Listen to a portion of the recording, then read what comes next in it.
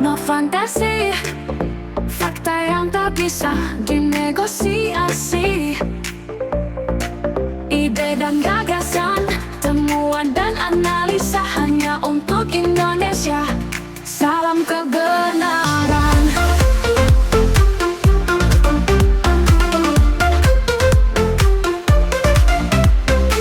Bismillahirrahmanirrahim. Assalamualaikum warahmatullahi wabarakatuh. Sahabat Dr. Tifa, dimanapun Anda berada, jumpa kembali dengan channel yang mengantar Anda memasuki peradaban baru manusia dan insya Allah membekali Anda dengan keimanan, kecerdasan, dan kebenaran. Amin.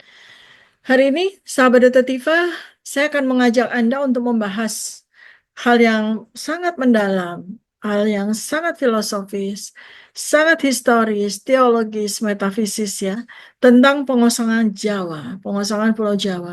Ini fakta atau hoax ya? Mari kita tinjau dalam berbagai multidimensi. Pertama, kita buka dengan sebuah pertanyaan. Mengapa Jawa akan dikosongkan? Artinya kita percaya bahwa Jawa akan dikosongkan. Sekarang saya mau ngajak Anda untuk membayangkan, imajinasikan, bayangkan, jika dalam 20 tahun hingga 30 tahun ke depan, Pulau Jawa tidak lagi dihuni seperti sekarang. Kota-kota besar seperti Jakarta, Bandung, Surabaya menjadi sepi, bukan karena bencana alam, tetapi karena rekayasa sosial yang disengaja.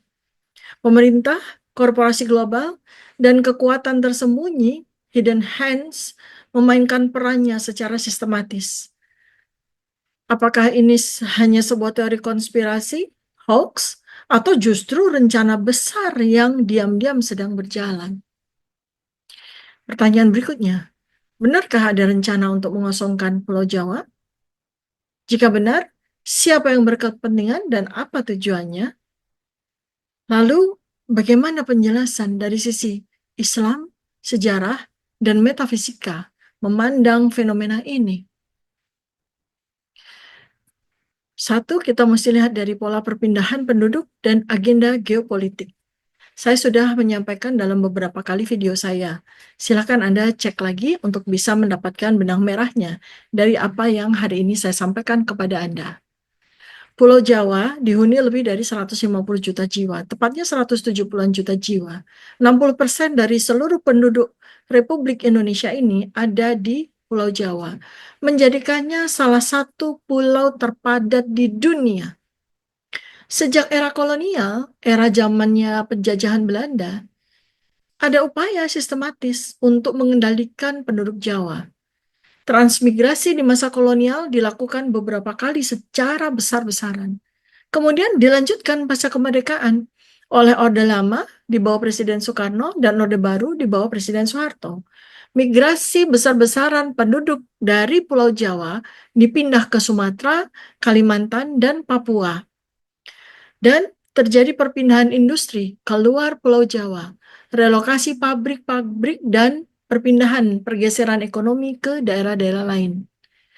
Dan puncaknya, pemindahan ibu kota Jakarta ke ibu kota ke Kalimantan IKN.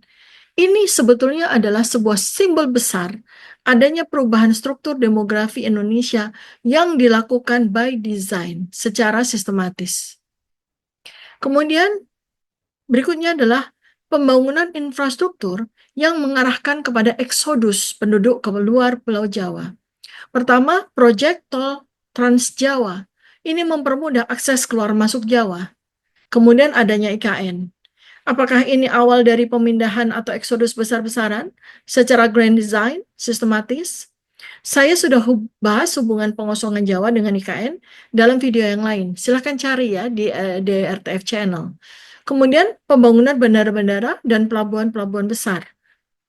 Tol langit dan tol laut katanya. Ini sesungguhnya mengarah kepada pengurangan dominasi Jawa dalam struktur ekonomi nasional. Kemudian faktor ekonomi dan kriminalisasi kemiskinan. Harga properti di Jawa semakin tidak terjangkau, sehingga orang dipaksa keluar ke wilayah lain. Dan ini akan menjadi sebuah modus yang akan terus-menerus terjadi. Pajak properti tinggi menekan kelas menengah untuk pindah. Terjadinya urbanisasi terbalik, desa-desa di luar Jawa lebih menarik daripada kota-kota Jawa yang padat. Ini akan menjadi tren masa depan. Kemudian, bencana di lingkungan sebagai alasan pemindahan. BMKG terus-menerus mengamplifikasi adanya ancaman gempa megatrust dan dinarasikan sebagai bencana besar yang akan menghabisi Jawa. Terjadinya krisis air dan polusi meningkatkan alasan untuk penduduk memindahkan diri keluar Pulau Jawa. Reklamasi dan banjir membuat kota-kota pesisir Jawa semakin terlihat tidak layak untuk dihuni. Kesimpulannya, pengosongan Jawa sesungguhnya bukan hoax, tetapi fenomena yang telah berjalan perlahan-perlahan dan sistematis dari tahun ke tahun, dari sejak sebelum kemerdekaan. Sekarang kita lihat dari perspektif teologis. Apakah ini adalah salah satu tanda akhir zaman? Ada sebuah hadis yang menyampaikan tentang pergeseran populasi umat Islam. Karena penduduk Jawa ini 60% dari seluruh penduduk Indonesia, maka tentu saja penduduk Jawa yang beragama Islam menjadi majority. Nah, dalam Islam ada hadis yang mengatakan bahwa pusat peradaban Islam akan berpindah dari satu tempat ke tempat lain sebelum akhir zaman. Nah, apakah pemindahan penduduk Jawa keluar Jawa adalah bagian dari skenario ini? Kemudian kita lihat juga dari sisi penguasaan tanah oleh korporasi-korporasi, oligarki, dan global power. Rasulullah Shallallahu Alaihi Wasallam pernah memperingatkan tentang zaman di mana tanah umat Islam akan direbut oleh orang-orang asing. Hari ini, Anda tahu berapa banyak tanah di Jawa yang sudah dikuasai asing? Sekarang kita lihat dari sisi konsep hijrah dalam Islam. Apakah ini sesungguhnya adalah ujian bagi Muslim untuk meninggalkan zona nyaman mereka? Kalau iya, maka hijrah yang dilakukan bukan hanya secara fisik saja, tetapi juga secara spiritual. Jika ini bagian dari takdir, bagaimana kita sebagai umat Muslim harus menyikapinya? Kemudian saya mau lihat dari perspektif metafisika. Apakah ada kekuatan gaib di balik ini? Saya nggak bicara klinik ya, saya bicara ilmu metafisika. Pulau Jawa ini adalah pusat energi spiritual Nusantara. Sejak zaman dulu, sejak zaman sebelum Nusantara ini bernama Indonesia, ya, Jawa bukan hanya pusat politik dan ekonomi, ratusan tahun, ribuan tahun, tetapi juga pusat ilmu metafisika dan spiritual. Ada banyak kepercayaan tentang penjaga tanah Jawa yang sudah mulai menghilang. Hilangnya energi spiritual di Jawa sudah dirasakan oleh banyak orang yang memahami ilmunya. Terjadi karena kerusakan moral dan spiritual, sehingga membuka ruang bagi intervensi kekuatan asing. Banyak pesan-pesan spiritual yang menyebutkan bahwa Jawa tidak akan lagi menjadi pusat peradaban, by design, bukan karena alaman. Jawa dari dulu dikenal sebagai tanah yang kaya akan energi spiritual. Dari zaman kerajaan kuno, Hindu-Buddha, zaman Mataram kuno, kemudian masuknya Islam dan disebarluaskannya Islam oleh Wali Songo, hingga tradisi kejawen zaman dulu yang masih bertahan hingga kini. Namun, ada yang berbeda hari ini. Banyak orang merasakan bahwa Jawa tidak lagi sekuat dulu secara spiritual. Apakah ini hanya sugesti atau sesungguhnya ada fenomena yang benar-benar terjadi? Inilah pertanyaan kunci untuk kalian semua.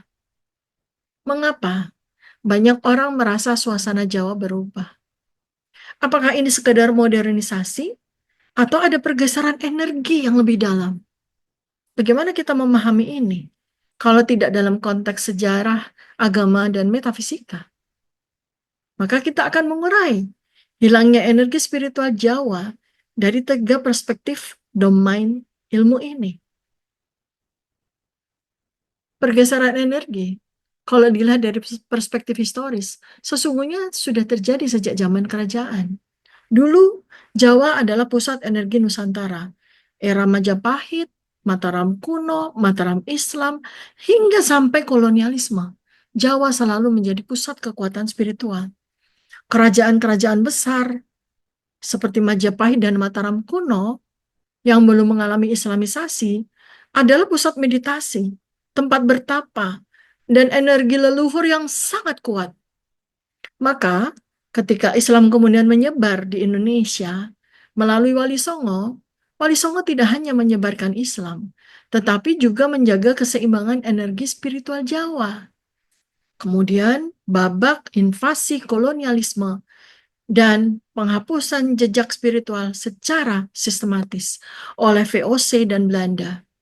VOC dan Belanda menargetkan pusat-pusat spiritual di Jawa karena mereka memahami kekuatannya. Di pusat-pusat spiritual tersebut, banyak ritual-ritual dan ajaran-ajaran spiritual dibungkam atau disesatkan.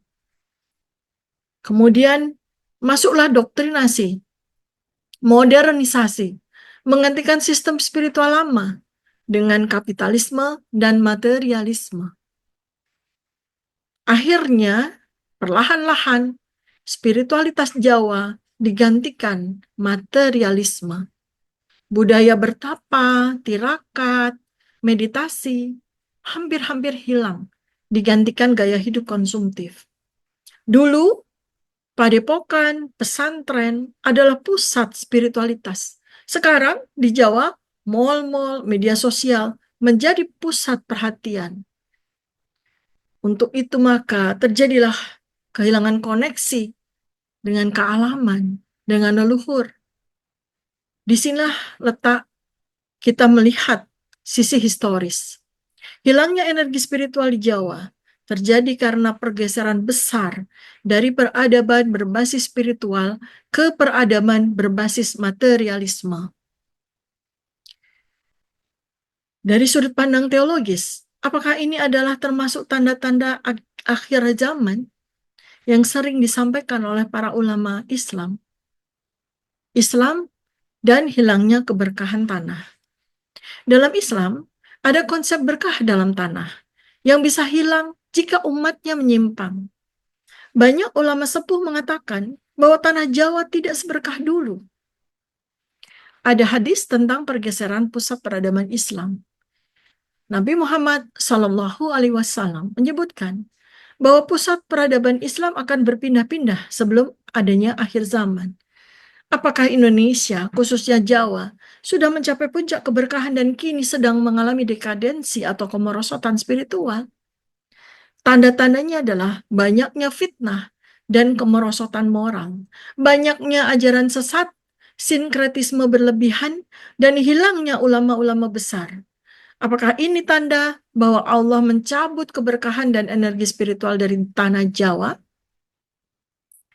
Kesimpulan teologisnya, hilangnya energi spiritual bisa jadi bagian dari skenario akhir zaman, di mana pusat spiritualitas bergeser ke tempat lain. Kalau dari perspektif metafisika, bagaimana? Energi Jawa ini hilang atau dialihkan? Jawa secara metafisika adalah baterai energi Nusantara. Para empu zaman dulu, ribuan tahun yang lalu, dan para spiritualis meyakini bahwa Jawa memiliki energi ley lines yang sangat kuat. Banyak titik kekuatan energi di Jawa, gunung-gunung Merapi, gunung-gunung berapi seperti Gunung Merapi, Dieng, Gunung Lawu, banyak sekali gunung-gunung yang menjadi titik kekuatan energi di Jawa. Belum lagi Parangtritis, Dieng, dan sebagainya. Dulu energi ini digunakan untuk keseimbangan. Sekarang apa yang terjadi?